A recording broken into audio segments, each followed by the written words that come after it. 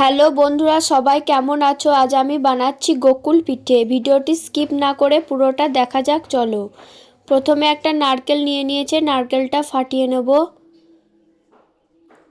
এবার নারকেলটা কুড়ে নেব। কোড়ানো হয়ে গেছে। এবার একটা বড় বাটিতে এক প্যাকেট সুজি নিয়ে নেব। অল্প একটু লবণ, 2 চামচের মতো ময়দা দিয়ে ভালো করে অল্প অল্প জল দিয়ে মাখিয়ে নেব। ঠিক এরকম ভাবে মাখিয়ে নেব। এবার 5 থেকে 10 মিনিট রেস্টে রেখে দেবো। উনুনটা ধরিয়ে নিয়েছি। এবার কড়াই বসিয়ে নারকেলটা ভেজে নেব। নারকেলটা দিয়ে একটু নাড়াচাড়া করে পরিমাণ মতো চিনি দিয়ে দেবো। চিনি দিয়ে অল্প একটু নাড়াচাড়া করে অল্প একটু জল দিয়ে দেবো।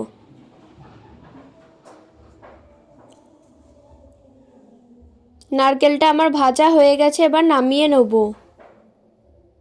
ঠান্ডা হয়ে গেলে হাতের মধ্যে গোল গোল করে ঠিক এরকমভাবে করে নেব। সবগুলো একই রকমভাবে করে নেব। সবগুলো করা হয়ে গেছে। এবার সুজিটার মধ্যে অল্প একটু বেকিং সোডা দিয়ে অল্প জল দিয়ে আবারও মাখিয়ে নেব। ঠিক এরকম একটা ব্যাটার করে নিতে হবে। এবার ওই নারকেল দিয়ে এরকমভাবে কোট করে তেলে ছেড়ে দেবো। একে একে সবগুলো করে নেব।